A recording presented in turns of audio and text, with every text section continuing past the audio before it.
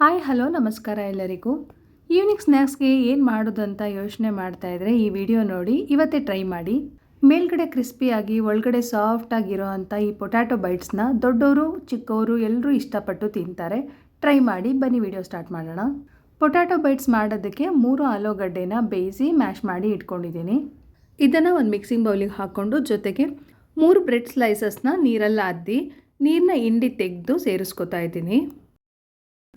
Mash ಮಾಡಿದ ಆಲೂಗಡ್ಡೆ ಒಟ್ಟಿಗೆ ಇದನ್ನು ಕೂಡ ಚೆನ್ನಾಗಿ ಮಿಕ್ಸ್ ಮಾಡ್ಕೋಬೇಕು. ಇಷ್ಟು ಕ್ವಾಂಟಿಟಿಗೆ 20ರಿಂದ 25 ಬೈಟ್ಸ್ ರೆಡಿ ಆಗುತ್ತೆ.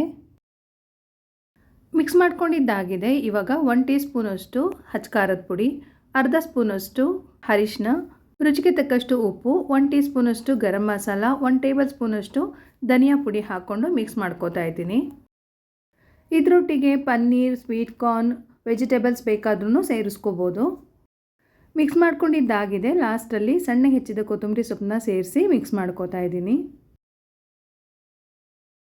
ಮಿಕ್ಸ್ ಮಾಡ್ಕೊಂಡಿದ್ದಾಗಿದೆ. ಇವಾಗ ಸಣ್ಣ ಸಣ್ಣ ಉಂಡೆಗಳನ್ನ ಮಾಡಿಕೊಂಡು ನಮಗೆ ಬೇಕಾಗಿರೋ ಶೇಪ್ಗೆ ಮಾಡ್ಕೋಬೋದು.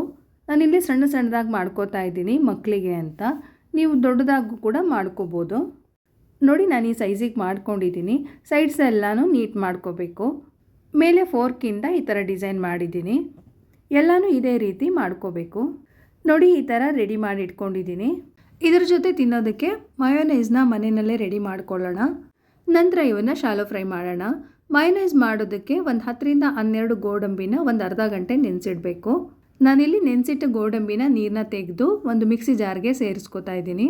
ಅದ್ರ ಜೊತೆಗೆ ಒಂದು 100 ಗ್ರಾಮಷ್ಟು ಪನ್ನೀರನ್ನ ಕ್ಯೂಬ್ ಆಗಿ ಕಟ್ ಮಾಡಿ ಸೇರಿಸ್ಕೊತಾ ಇದ್ದೀನಿ. ಜೊತೆಗೆ ಸ್ವಲ್ಪ ಬೆಳ್ಳುಳ್ಳಿ ಎಸಳುಗಳನ್ನ ಸೇರಿಸ್ಕೊತಾ ಇದ್ದೀನಿ. ತಿಂದೇ ಇರೋರು ಸ್ಕಿಪ್ ಮಾಡ್ಬೋದು. 1/4 ಚಮಚದಷ್ಟು ಉಪ್ಪು, 1/4 ಚಮಚ ಪೆಪ್ಪರ್ ಪೌಡರ್, 1 ಟೀ ಸ್ಪೂನಷ್ಟು ಲೆಮನ್ ಜ್ಯೂಸನ್ನ ಹಾಕೋತಾ ಇದ್ದೀನಿ. ಸ್ವೀಟ್ನೆಸ್ಗೆ ನಾನಿಲ್ಲಿ 1 ಟೇಬಲ್ ಸ್ಪೂನಷ್ಟು ಜೇನುತುಪ್ಪ ಹಾಕೋತಾ ಇದ್ದೀನಿ. ಶುಗರ್ ಕೂಡ ಯೂಸ್ ಮಾಡ್ಕೋಬೋದು. ಇದೆಲ್ಲನೂ ಕ್ರೀಮಿ ಆಗೋವರೆಗೂ ರುಬ್ಕೋಬೇಕು. ಒಂದು 1/4 ಕಪ್ಪಷ್ಟು ನೀರನ್ನ ಉಪಯೋಗಿಸ್ಕೊಂಡು ರುಬ್ಕೊಂಡಿದ್ದೀನಿ. ಮೊದಲೇ ನೀರನ್ನ ಜಾಸ್ತಿ ಹಾಕ್ಕೋಬೇಡಿ. ನಂತರ ಸ್ವಲ್ಪ ಸ್ವಲ್ಪ ಹಾಕ್ಕೊಂಡು ಎಷ್ಟು ಬೇಕೋ ಅಷ್ಟು ಮಾತ್ರ ಹಾಕ್ಕೊಂಡು ಈ ಥರ ಕ್ರೀಮಿ ಆಗೋ ಥರ ರುಬ್ಕೋಬೇಕು. ಮಾರ್ಕೆಟಲ್ಲಿ ಸಿಗೋ ಎಗ್ಲೆಸ್ ಮಯೋ ಥರನೇ ಸೇಮ್ ಟೆಕ್ಸ್ಚರಲ್ಲಿ ಬರುತ್ತೆ. ಒಂದ್ಸರಿ ಟ್ರೈ ಮಾಡಿ, ಖಂಡಿತ ಇಷ್ಟ ಆಗುತ್ತೆ. ಹೊರಗಡೆಯಿಂದ ಮಯೋನೈಸ್ ತರೋದನ್ನೇ ಬಿಡ್ತೀರಾ. ಏರ್ಟೈಟ್ ಕಂಟೈನರಲ್ಲಿ ಹಾಕಿಟ್ರೆ 8 to 10 ಡೇಸ್ ಆರಾಮಾಗಿ ಫ್ರಿಜ್ಜಲ್ಲಿ ಸ್ಟೋರ್ ಮಾಡ್ಬೋದು. ಪೊಟ್ಯಾಟೊ ಬೈಟ್ಸ್ ಜೊತೆ ತಿನ್ನೋದಕ್ಕೆ ಹೆಲ್ದಿ ಮಯೋನೈಸ್ ಮನೆಯಲ್ಲೇ ರೆಡಿ ಮಾಡ್ಕೊಂಡಿದ್ದಾಯಿತು.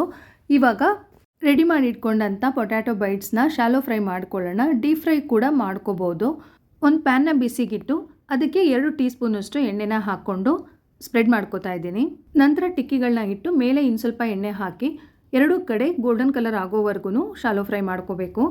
ಲೋ ಫ್ಲೇಮಲ್ಲಿ ಮಾಡ್ಕೊಳ್ಳಿ, ಕ್ರಿಸ್ಪಿಯಾಗಿ ಬರುತ್ತೆ. ಲೋ ಫ್ಲೇಮ್ಗಿಟ್ಟು ನಿಧಾನವಾಗಿ ಬೇಯಿಸ್ಕೊಂಡ್ರೆ ಒಳಗಡೆನೂ ಕೂಡ ಚೆನ್ನಾಗಿ ಬೆಂದಿರುತ್ತೆ. ನಾನ್ ಸ್ಟಿಕ್ ಪಾನ್ ಉಪಯೋಗಿಸಿ. ಸ್ಟೀಲ್ದಾದರೆ ಕೆಳಗಡೆ ತಳ ಅಂಟತ್ತೆ. ನೋಡಿ, 2 ಕಡೆ ಈ ಥರ ಗೋಲ್ಡನ್ ಬ್ರೌನ್ ಕಲರ್ ಆಗೋವರೆಗೂ ಫ್ರೈ ಮಾಡಿಕೊಂಡ್ರೆ ಪೊಟ್ಯಾಟೊ ಬೈಟ್ಸ್ ರೆಡಿ ಆಗುತ್ತೆ. ಇದನ್ನು ಮಯೋನೈಸ್ ಅಲ್ಲದೆ ಕೆಚಪ್ ಜೊತೆಗೂ ಕೂಡ ಸರ್ವ್ ಮಾಡ್ಬೋದು. ನೋಡಿ, ಪುಟಾಣಿ ಪೊಟ್ಯಾಟೊ ಬೈಟ್ಸ್ ಎಷ್ಟು ಚೆನ್ನಾಗಿ ಕಾಣಿಸ್ತಾ ಇದೆ. ಮನೇಲಿ ಟ್ರೈ ಮಾಡಿ ಹೇಗೆ ಬಂತು ಅಂತ ಹೇಳಿ.